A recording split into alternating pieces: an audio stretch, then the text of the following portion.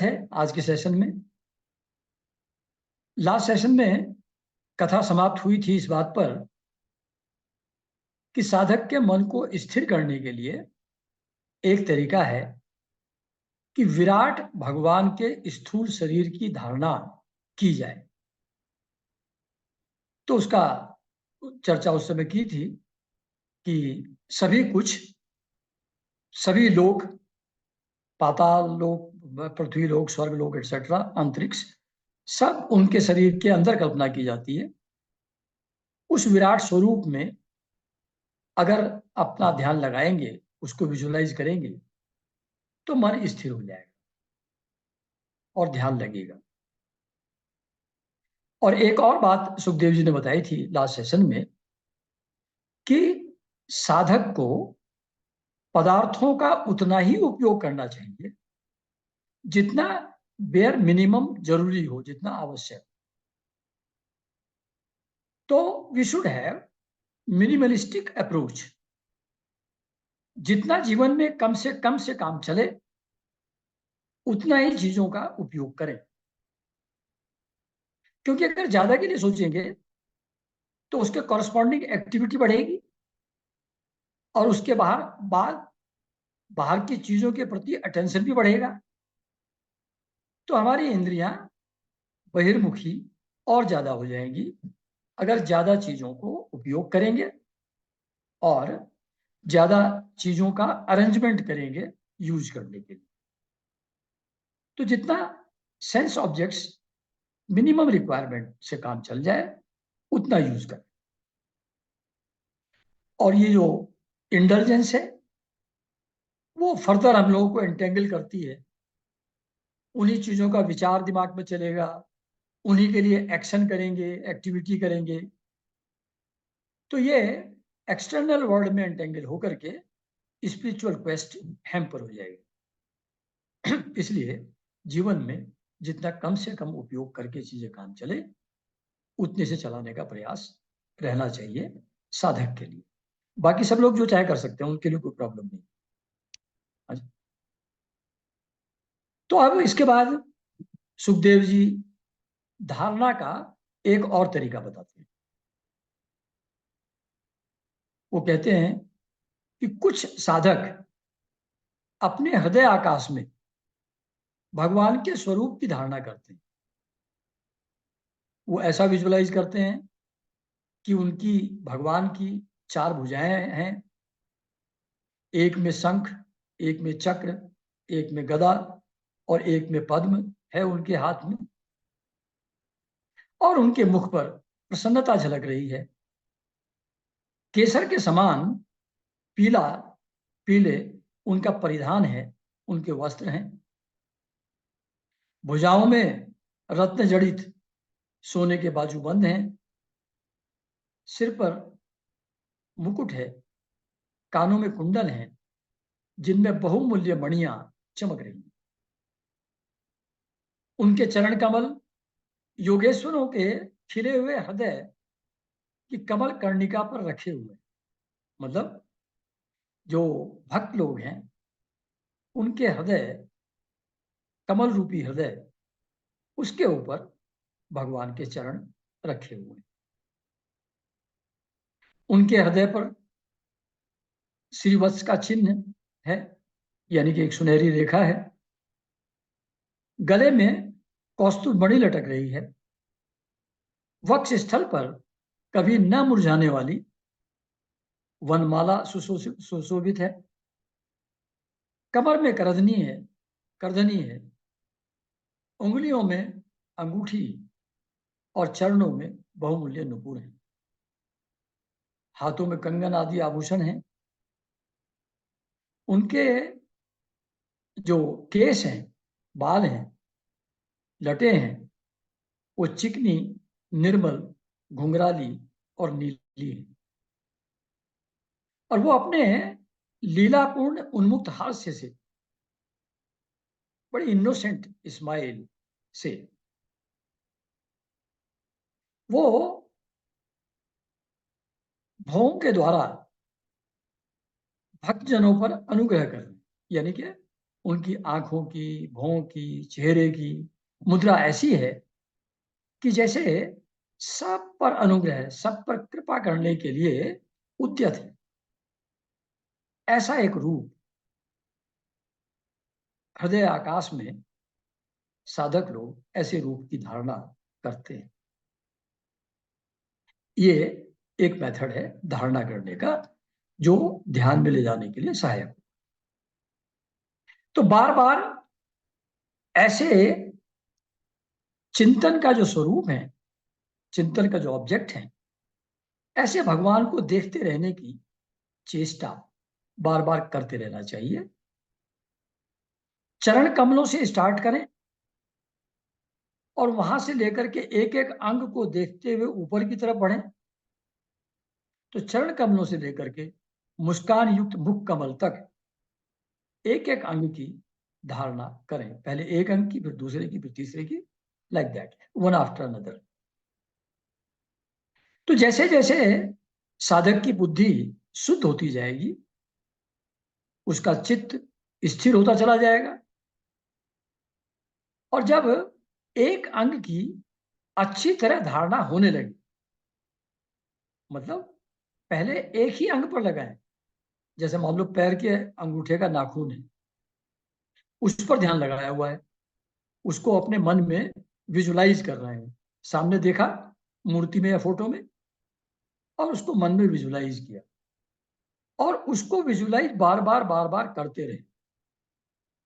जब वो अच्छी तरह मन मस्तिष्क पर छा जाए, ठहर जाए, स्थिर हो जाए, तब दूसरे अंग पर ध्यान दें, दूसरे अंग की धारणा करें।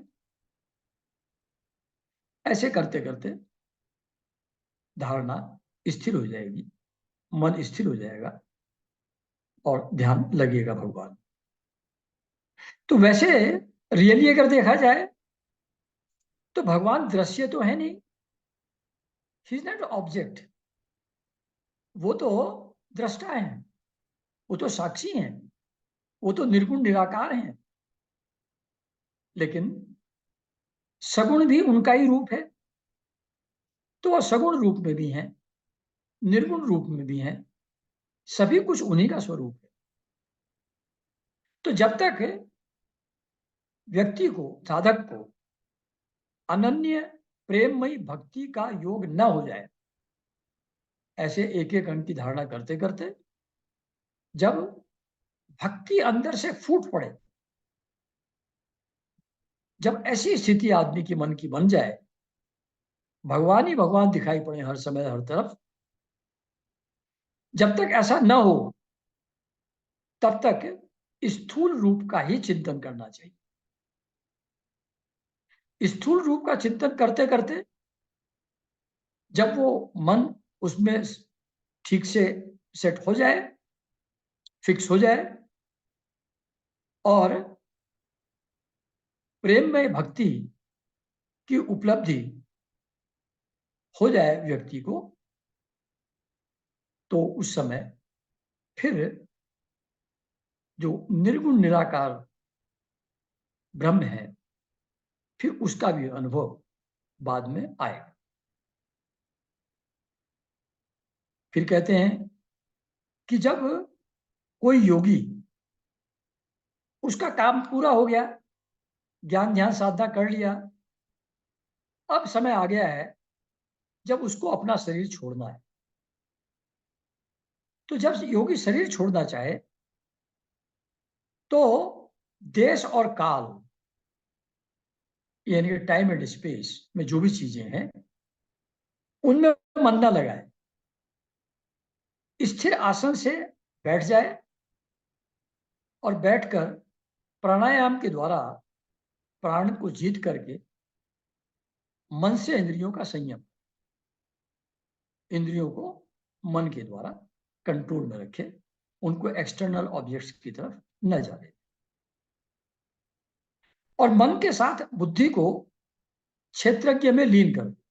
अब देखिए, ये जो प्रोसेस यहाँ दिए हुए हैं, ये थ्योरेटिकली तो समझ में आता है, लेकिन एक्चुअली कैसे किया जाएगा वो समझ में नहीं आता है। क्योंकि हम लोग उस रास्ते पे चल नहीं रहे हैं, हम योग साधना के रास्ते पे नहीं चल रहे हैं, हम लोग प्रभु स्मरण के रास्ते पर चल, इसलिए उस समझ में थोड़ा कम आएगा। लेकिन मैं ये प्रयास मेरा ये है कि कथा, भागवत कथा जैसी है वैसी पूरी की पूरी सुनाई जाए। उसमें से कुछ किसी के लिए उपयोगी होगा, कुछ किसी के लिए उपयोगी होगा, सब चीजें सबके लिए उपयोगी नहीं होंगी। तो इसलिए जबकि ये चीजें थोड़ा कम समझ में आने वाली हैं, फिर भी मैं इसको बता रहा हूं। तो कहते हैं कि मन के साथ बुद्धि को क्षेत्रज्ञ में लीन करें। अब ये क्षेत्रज्ञ क्या होता है? जो चित्त है, जहां पर भगवान यानी कि चेतना जहां पर हमारे अंदर स्थित होती है, जैसे अंतःकरण के 4 पार्ट्स है ना, 4 वृत्तियां हैं, 4 एट्रीब्यूट्स हैं, मन बुद्धि चित्त और अहंकार। तो चित्त उनमें से वो है जिसमें भगवान की चेतना रिफ्लेक्ट होती है। तो उस चित्त के अंदर उसी को क्षेत्रज्ञ भी कहते हैं। जो वहां पर चेतना स्थित है उसको क्षेत्रज्ञ कहते हैं, मतलब क्षेत्र को जो जानता है, क्षेत्रज्ञ। तो मन के साथ बुद्धि को क्षेत्रज्ञ में लीन करें और क्षेत्रज्ञ को अंतर आत्मा में लीन करें और अंतर आत्मा को परमात्मा में लीन करें। अब ये कैसे करते होंगे कुछ ठीक से मालूम है नहीं, लेकिन अंतर आत्मा को परमात्मा में लीन कर दे, कुछ ऐसा लगता है कि अगर हम वो कॉन्शसनेस के ऊपर ध्यान देंगे, जो ऑल परवेडिंग कॉन्शसनेस है, तो ये जो हमारा क्षुद्र ईगो है, अहम भाव है, ये शायद उसमें लीन हो जाए, उसमें चला जाए, शायद ऐसा अर्थ हो। जब अंतरात्मा को यानी कि अपनी क्षुद्र ईगो को, स्मॉल आई को परमात्मा में यानी कि यूनिवर्सल आई में जब लीन कर दिया जाता है, तो वही परम शांतिमय अवस्था है, उसमें स्थित हो जाता है योगी। जब परमात्मा में स्थित हो जाता है योगी, तो इस अवस्था में कुछ भी नहीं रहता, सत्व गुण भी नहीं रहता। तो फिर अहंकार, महत्व तत्व, प्रकृति, इनका तो कोई सवाल ही पैदा नहीं होता। वहां समय का भी कोई हस्तक्षेप नहीं हो सकता, क्योंकि जब परमात्मा में लीन हो गए, परमात्मा एटर्नल है, उनमें टाइम से कोई चेंज नहीं आता, वो तो शाश्वत है, एटर्नल है। इसलिए वहां काल का, समय का भी कोई प्रभाव नहीं पड़ता जब योगी परमात्मा में से लीन हो जाता। तो योगी लोग कोशिश करते हैं हर एक्सटर्नल ऑब्जेक्ट को, कि क्योंकि मैं इस ऑब्जेक्ट को देख सकता हूं, परसीव कर सकता हूं, छू सकता हूं, देख सकता हूं, तो ये तो मैं नहीं हूं, ये तो परमात्मा नहीं है, ये तो ऑब्जेक्ट है। तो ऐसे ही शरीर को, इंद्रियों को, विचारों को, एक्सटर्नल ऑब्जेक्ट्स को, सबको, क्योंकि ये परसीवेबल हैं, तो परसीव करने वाला तो अलग है इनसे। देयरफॉर ये सब ऑब्जेक्ट, ये सब मैं नहीं हूं, शरीर में नहीं हूं, नेत्र में नहीं हूं, विचार में नहीं हूं, इमोशन में नहीं हूं। तो ऐसे विचार करके नेति नेति के द्वारा परमात्मा से जो भिन्न पदार्थ, दृष्टा से जो अलग पदार्थ, उनका त्याग करना चाहते हैं योगी लोग। और शरीर से संबंधित जितने पदार्थ हैं वो मैं नहीं हूं, वो मेरे नहीं है। तो शरीर के प्रति मैं भाव और शरीर को सपोर्ट करने वाले पदार्थों के प्रति मेरा होने का भाव, इस भाव को वो त्याग करते हैं। योगी लोग कोशिश करते हैं कि इनका त्याग किया जाए, मैं और मेरे का भाव शरीर और शरीर से संबंधित चीजों के साथ। तो जब ऐसा करते हैं योगी लोग, तो उनको भगवान के परम पूज्य स्वरूप का आलिंगन प्राप्त होता है। अब ये आलिंगन भी ये फिजिकल फॉर्म में है या किसी दूसरी फॉर्म में है, इसके बारे में दोनों विचार हैं। ये भी कहा जाता है कि स्वरूप का ध्यान करते करते वो प्रभु एक फिजिकल फॉर्म में प्रकट होते हैं, वास्तव में सामने आते हैं, और भक्त उनका आलिंगन करता है, योगी उनका आलिंगन करता है। और एक जगह विठल रामानुज ये कहते हैं कि जो ज्ञान योगी हैं, जो ज्ञान योग के रास्ते पे चल रहे हैं, उनको ऐसे स्वरूप के फिजिकल फॉर्म के दर्शन नहीं होते, उनको आनंद का अनुभव होता है। वो जो आनंद का अनुभव है वही भगवान का साक्षात्कार है ज्ञानी के लिए। ऐसा एक जगह विठल रामानुज जी एक्सप्लेन करते हैं। तो आलिंगन चाहे फिजिकल फॉर्म में भगवान का हो, चाहे उनके आनंद स्वरूप का अनुभव हो, दोनों ही स्थिति में योगी प्रेम से परिपूर्ण हो जाते हैं। जब उनके अंदर प्रेम भरपूर हो जाता है, आनंद भरपूर हो जाता है, वही भगवान विष्णु का परम पद है, वही एबोर्ड ऑफ विष्णु। तो ये योगी इस तरीके से भगवान के साथ एकता प्राप्त करते हैं, उनसे मिलते हैं। तो इसके दो तरीके हैं भगवान से मिलने के।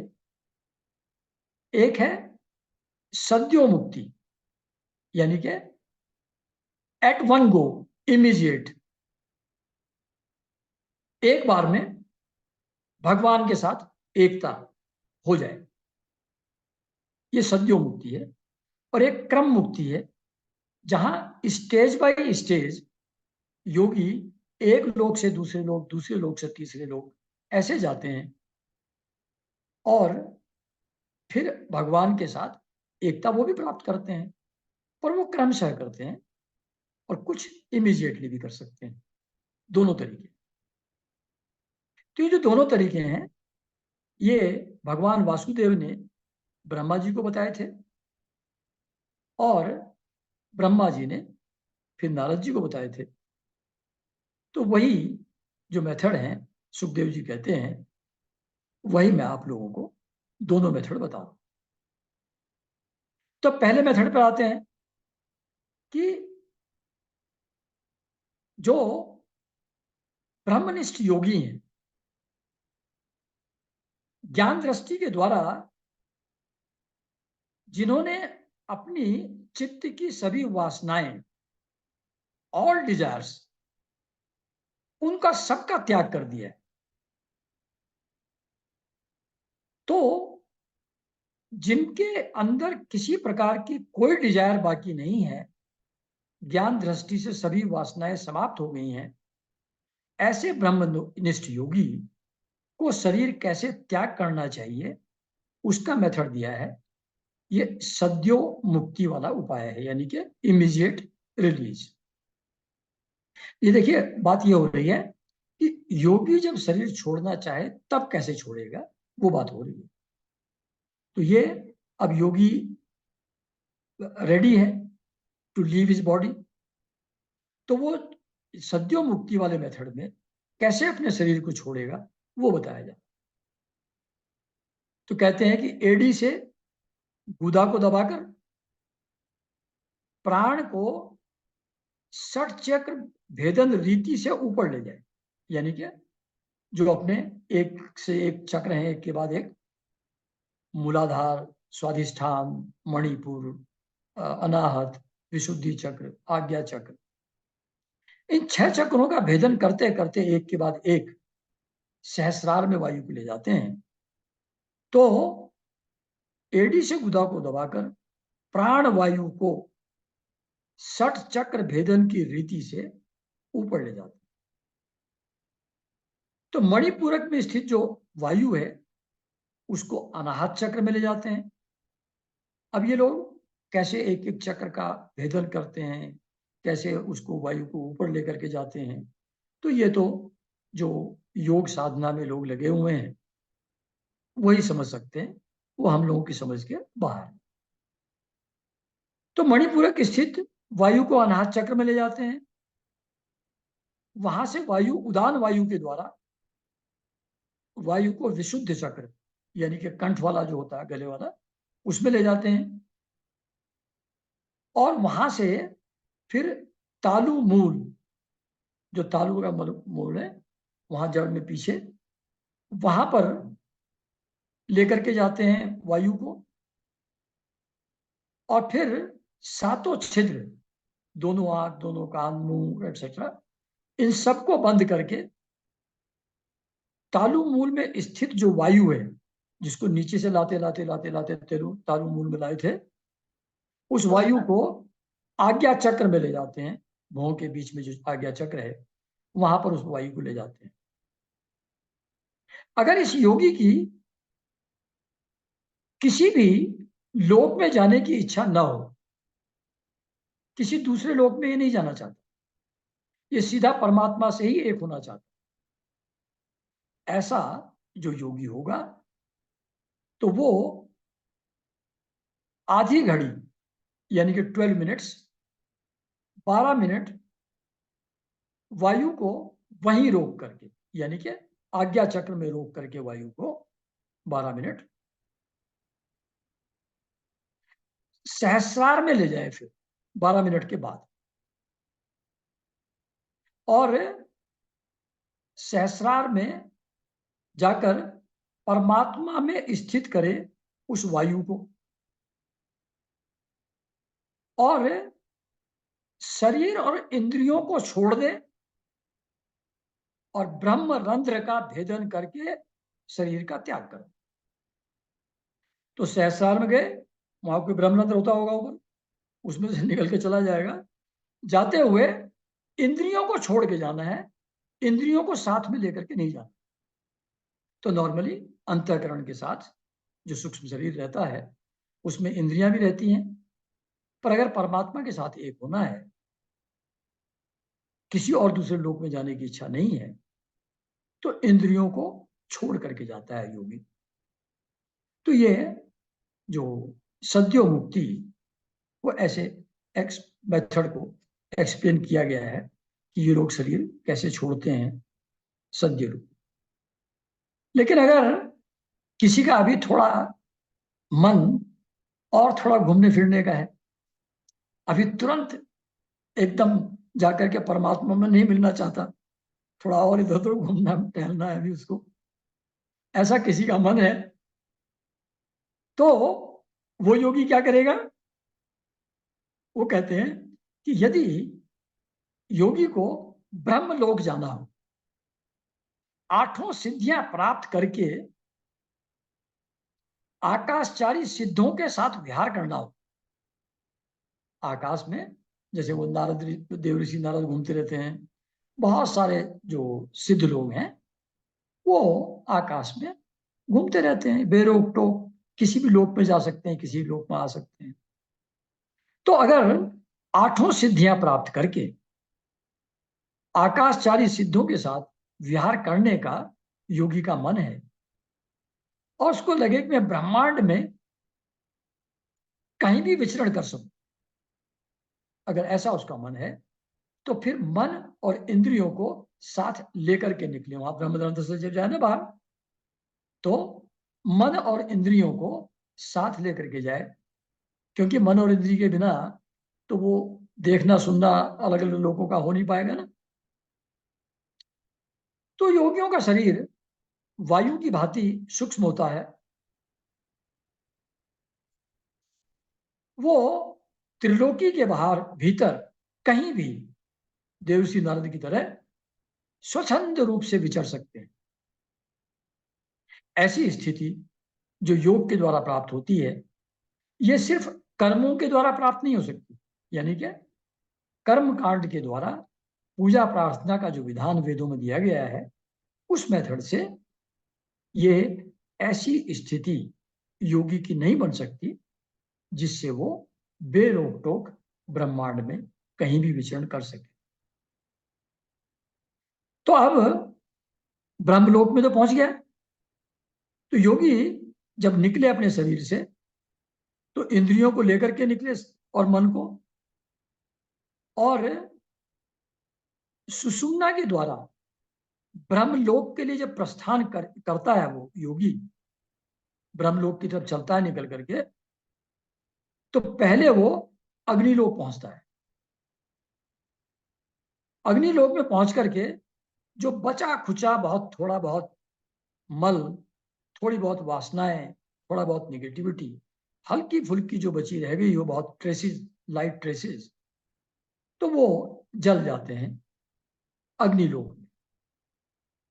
वहां से फिर आगे यात्रा करता है योगी, और फिर वो भगवान के, श्री हरि के शिशुमार नामक ज्योतिर्मय चक्र पर पहुंचता है। ये जो ज्योतिर्मय चक्र है शिशुमार नाम का, ये विष्णु का, ये चक्र ब्रह्मांड के भ्रमण का केंद्र है। यानी कि सारे ग्रह नक्षत्र तारे एटसेट्रा उसी के चारों तरफ, शिशुमार चक्र के चारों तरफ चक्कर लगाते रहते हैं, घूमते रहते हैं। उसको पार करके ये महरलोक में पहुंचता है। महरलोक में कल्प पर्यंत जीवित रहने वाले देवता विहार करते हैं। कल्प क्या होता है, आप लोगों को एक बार बताया था। 1000 चतुर्युगी का एक कल्प होता है। तो वहां पर जो महरलोक में देवता लोग जहां रहते हैं, घूमते हैं, वहां उनकी आयु एक कल्प की होती है, 1000 चतुर्युगी की होती है ना। चतुर्युगी भी आप लोगों को एक बार बताया था क्या होता है। एक चतुर्युगी कि 1200 दिव्य वर्ष का कलयुग, 2400 दिव्य वर्ष का द्वापर युग, 3600 दिव्य वर्ष का त्रेता युग, और 4800 वर्ष दिव्य वर्षों का सतयुग होता है। इसको 365 से मल्टीप्लाई कर लिए तो वो हमारे हिसाब से उतने वर्ष का एक एक युग होता है। तो वो एक कल्प तक की आयु होती है उसमें, महरलोक में, जहां देवता लोग विहार करते हैं। जब वहां ही पहुंचते हैं और प्रलय का समय आता है और नीचे के लोग भस्म होना शुरू होते हैं, जलना शुरू होते हैं शेषनाग की अग्नि से, तो वो फिर ब्रह्मलोक में चला जाता है। वहां से महरलोक को छोड़ करके ब्रह्मलोक में चला जाता है योगी। ब्रह्मलोक में जो सिद्ध लोग हैं, सिद्धेश्वर लोग हैं, वे विमानों पर निवास करते हैं। उनके सबके अपने अपने विमान हैं, जिसमें सब खाने पीने रहने की सब व्यवस्था है। तो उन विमानों में रहते हैं, वो निवास करते हैं ब्रह्मलोक में। और ब्रह्मलोक में आयु योगियों की, सिद्धों की 2 परार्ध की होती है, जो कि ब्रह्मा जी के बराबर है। अब ये परार्ध क्या होता है? 1000 चतुर्युगी का ब्रह्मा जी का एक दिन होता है, यानी कि एक कल्प का दिन, एक कल्प की रात। तो 1000 चतुर्युगी का दिन, 1000 चतुर्युगी की रात। इस तरीके से ये 24 घंटे उनके पूरे हुए ब्रह्मा जी के। इसको ऐसे काउंट करते हुए जब उनकी आयु 100 वर्ष की हो जाए ब्रह्मा जी की, उसको 2 परार्ध बोलते हैं। तो 2 परार्ध मीन्स वो 2000 चतुर्युगी का एक दिन हुआ, एक दिन और रात एक एक हजार चतुर्युगी के, उस हिसाब से वो 100 साल काउंट कर लीजिए, उतना मल्टीप्लाई कर लीजिए 365 को, तो उतने आयु होती है ब्रह्मा जी की। तो ये जब योगी ब्रह्मलोक में पहुंच जाते हैं तो उनकी आयु ब्रह्मा जी के बराबर हो जाती है, 2 परार्ध तक फिर वो रहते हैं। अच्छा, तो यहां पर पहुंच करके जो सत्य लोक में जब पहुंच जाता है योगी, ब्रह्मलोक में पहुंच जाता है, सत्य लोक में एक ही बात है, तो फिर वो परमात्मा में स्टेज बाय स्टेज कैसे लीन होता है, उसका मेथड दिया हुआ है। तो उसमें टेक्निकल टर्म्स बहुत ज्यादा हैं। मतलब जैसे भगवान से, परम परमेश्वर से, निर्गुण निराकार ब्रह्म से पहले उनकी 2 शक्तियां हैं, काल, प्रकृति और पुरुष, 3 शक्तियां हैं। प्रकृति को जब काल प्रेरित करता है तो महत तत्व पैदा होता है, महत तत्व से अहंकार पैदा होता है, अहंकार से पंच महाभूत इंद्रियां पैदा होती हैं, और इस तरीके से जीव जंतु पैदा होते हैं, सब मनुष्य पैदा होते हैं। ऐसे ये एक स्टेज बाय स्टेज सृष्टि का क्रम है। इसका एग्जैक्टली उल्टा क्रम जो है वो मनुष्य से वापस परमात्मा करके जाकर के मिलने का है। तो जो नेक्स्ट चैप्टर आएगा श्रीमद् भागवत का, उसमें सृष्टि का क्रम बताया हुआ है। जब उसको हम लोग स्टडी कर लेंगे, उसको समझ लेंगे, उसका जस्ट उल्टा यहां मनुष्य से वो परमात्मा की तरफ यात्रा उसके जस्ट उल्टे क्रम से होती है। तो क्योंकि उसमें वो टेक्निकल टर्म्स बहुत ज्यादा हैं, तो अभी मैं नहीं बता रहा हूं, पहले वो सृष्टि क्रम वाला बता देंगे नेक्स्ट चैप्टर का, फिर वापस आकर के उल्टे क्रम से यहाँ कैसे करते हैं, कैसे ये योगी, मतलब पहले वहां गया, पहले कहाँ गया था,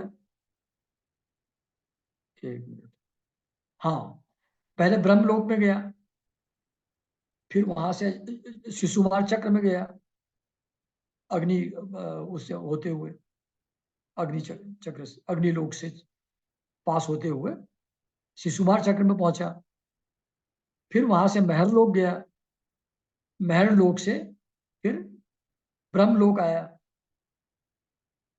तो इतनी स्टेजेस पे आने के बाद अब ये क्रम समाप्त हुआ अलग अलग लोकों में घूमने का।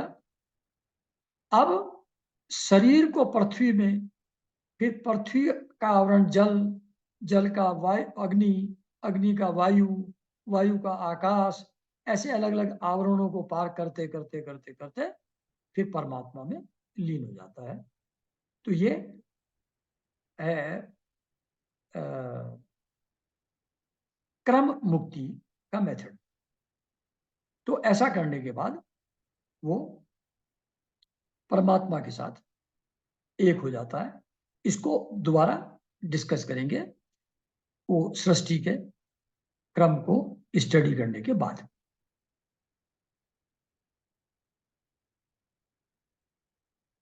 तो ये सब योगियों का परमात्मा में मिलन कैसे होता है उसकी बात हुई। फिर सुखदेव जी कहते हैं कि वैसे वास्तव में बात यह है कि संसार चक्र में स्थित रहकर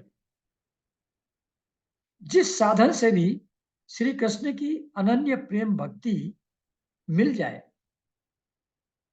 उसके अतिरिक्त कोई और कल्याणकारी मार्ग है नहीं।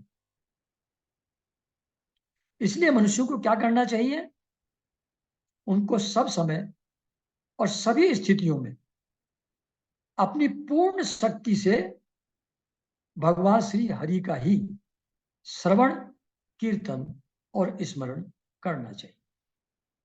तो जैसे सुखदेव जी हैं, वो तो ज्ञान योग उनको तो सभी कुछ मालूम है, लेकिन वो सबके कंपैरिजन में रिकमेंड यही करते हैं कि भगवान श्री हरि का ही श्रवण, कीर्तन और स्मरण किया जाए। कहते जो संत पुरुष हैं उनके पास अगर आप बैठेंगे, सत्संग करेंगे, तो उनकी प्रेजेंस में तो भगवान की कथा का मधुर अमृत रस ही बहेगा। भगवान की कथाएं और लीलाओं की ही बात वहां होगी। तो जो ऐसे संतों के पास बैठ करके अपने दोनों कानों से भर भर करके इस अमृत का पान करते हैं, इस लीला कथाओं का श्रवण करते हैं, तो उनके हृदय से विषयों का विषैला प्रभाव जाता रहता है। यानी कि उनकी सब जो एक्सटर्नल ऑब्जेक्ट्स के प्रति अटैचमेंट है, अट्रैक्शन है, वो सब चला जाता है। कैसे जाता है? संत पुरुषों के पास बैठ करके जो भगवान की लीला कथाओं का अमृत रस पीने से, यानी कि कथाएं सुनने से। और जब ये हृदय से विषयों का विषैला प्रभाव जाता रहता है, यानी कि डिजायर समाप्त हो जाती हैं, तब अपने आप ही भगवान के चरणों में, चरण कमलों में सन्निधि प्राप्त हो जाती है। यानी कि you reach at the very feet of the Lord.